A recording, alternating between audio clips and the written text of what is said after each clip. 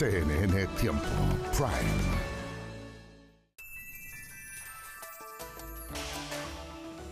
¿Cómo han estado? Muy buenas noches, bienvenidos y bienvenidas a CNN Tiempo. Comienzan los días hábiles de esta semana en la última jornada del mes de junio 2026. Ya cruzamos el umbral del segundo semestre de este año. Se ha terminado la primera etapa y les vamos a contar el pronóstico del tiempo con temperaturas frías en la mañana y con un invierno que ya está instalado en esta parte del planeta. Bueno, ¿cómo siguen las próximas horas? Lo conversamos más adelante en CNN Tiempo. Pero para partir, queremos profundizar en un tema que nos preocupa y tiene que ver con lo que ha vivido Europa e intensas olas de calor. Países como Francia, España se han sumado a estas altas temperaturas que han dejado cifras preocupantes cuando hablamos del fallecimiento de personas y además cifras que nos hablan de temperaturas extremas, incluso batiendo récords en comparación a veranos inmediatamente anteriores. Debemos interpretar lo que ha pasado en el denominado viejo continente como una antesala de lo que podría suceder en el próximo verano en el hemisferio sur.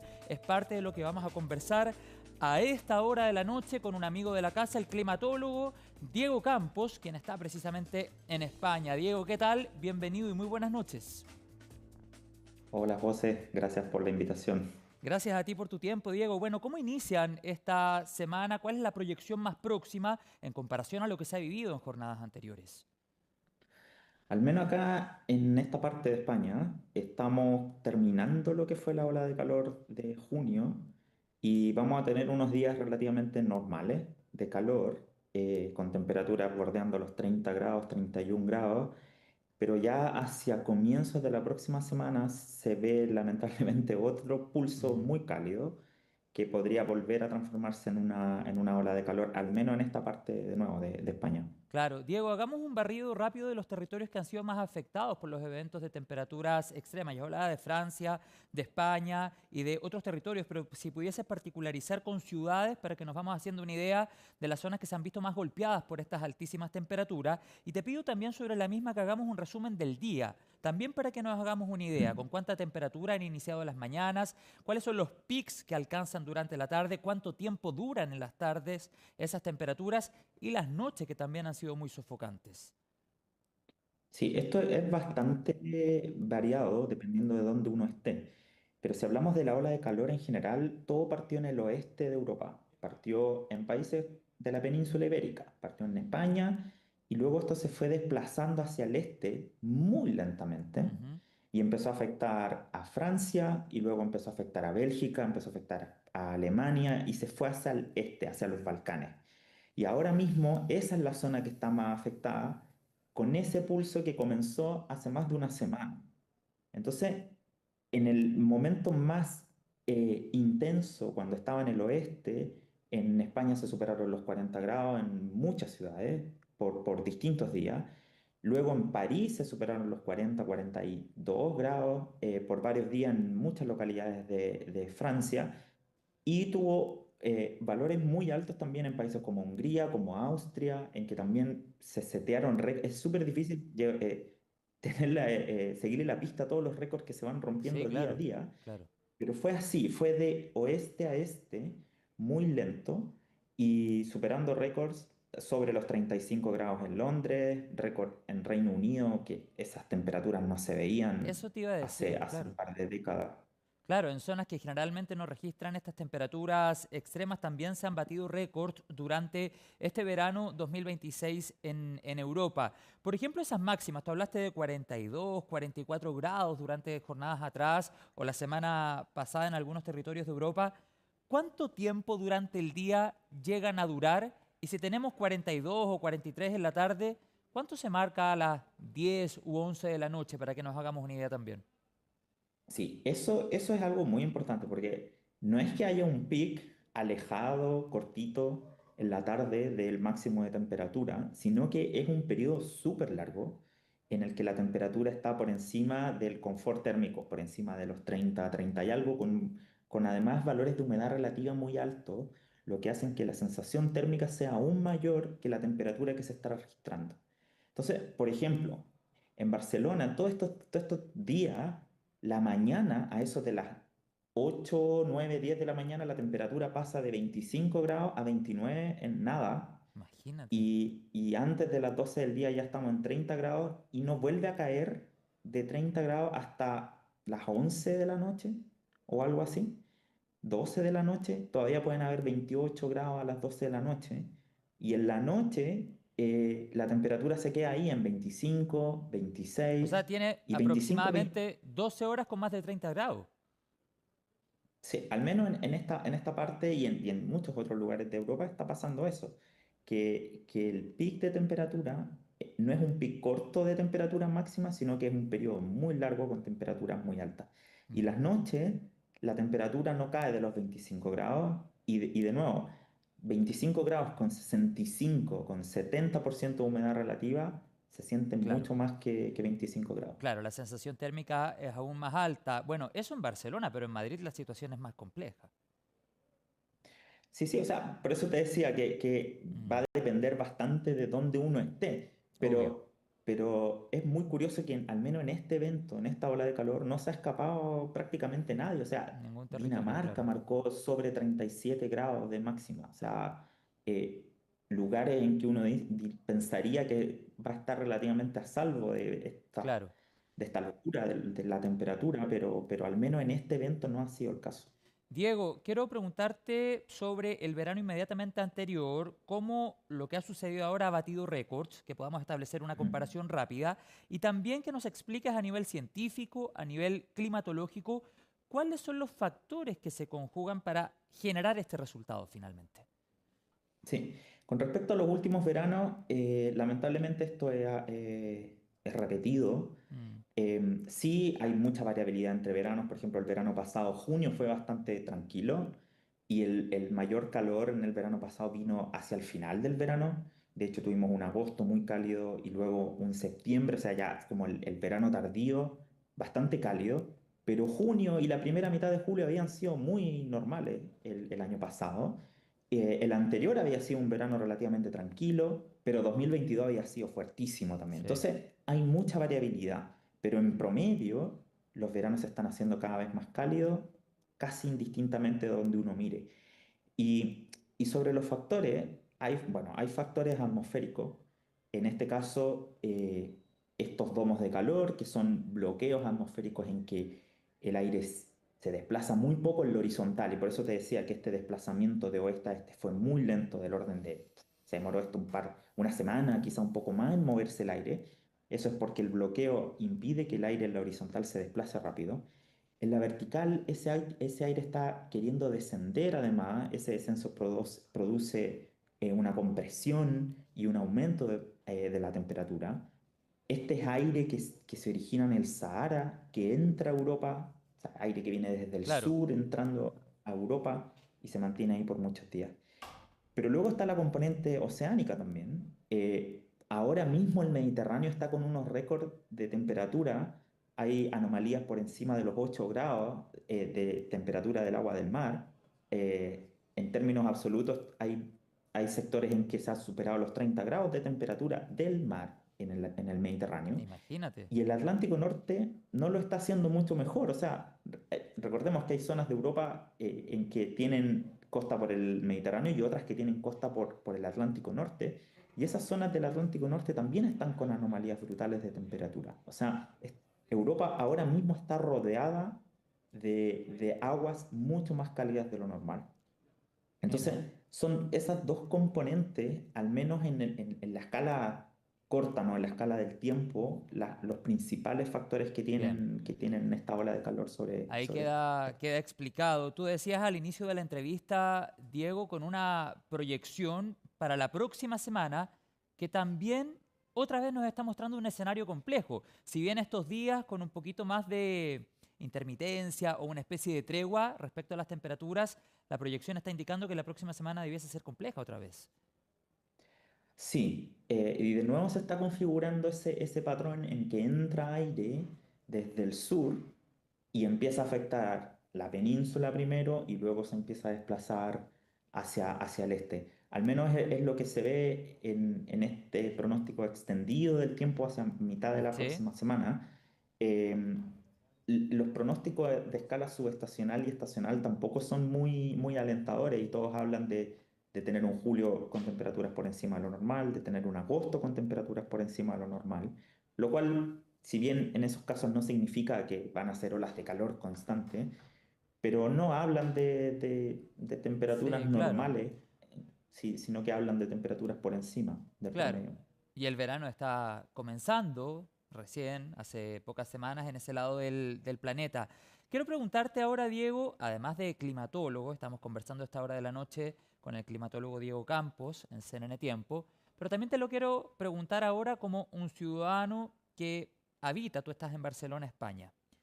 ¿Cómo se ha vivido desde la vereda de la ciudadanía las emergencias asociadas a estos eventos de Mm. temperatura? Nos llegaban reportes súper lamentables, súper preocupantes de cómo han aumentado los funerales por el impacto de las altas temperaturas en Francia o lo saturadas que estaban las morgues, por ejemplo, en ese territorio de Europa. Lo leíamos el día de ayer. Desde la vereda ciudadana, las emergencias que se han enfrentado a propósito de estas altas temperaturas. Sí, tú lo decías, o sea, es un panorama peligrosísimo, o sea, es un cóctel muy peligroso. Eh, los golpes de calor son lo más peligroso en este caso. El cuerpo, la forma en que nosotros nos ventilamos con la evaporación de nuestro sudor, se vuelve muy ineficiente cuando la humedad es alta y la temperatura es mayor a nuestra temperatura corporal. O sea, dormir por la noche es muy difícil y por lo tanto descansar y reponerse de lo agotador que pudo haber sido el día no se hace de manera eficiente. Y si eso tú lo llevas a que llevamos con eso muchos días, o sea, hay un agotamiento generalizado y uno lo empieza a notar en cosas muy sencillas como la gente está más irritable, todos estamos cansados Obvio, básicamente. claro. Eh, y eso que yo te hablo de, no, por ejemplo, mi caso, en que yo tengo la suerte de trabajar en una oficina, de tener nada, sistemas de aire acondicionado en casa y eso, pero si te toca estar afuera, esto es peligroso, o sea, es realmente peligroso y por eso se cierran lugares turísticos. Esta es una época en la que viene mucha gente a Europa a hacer turismo.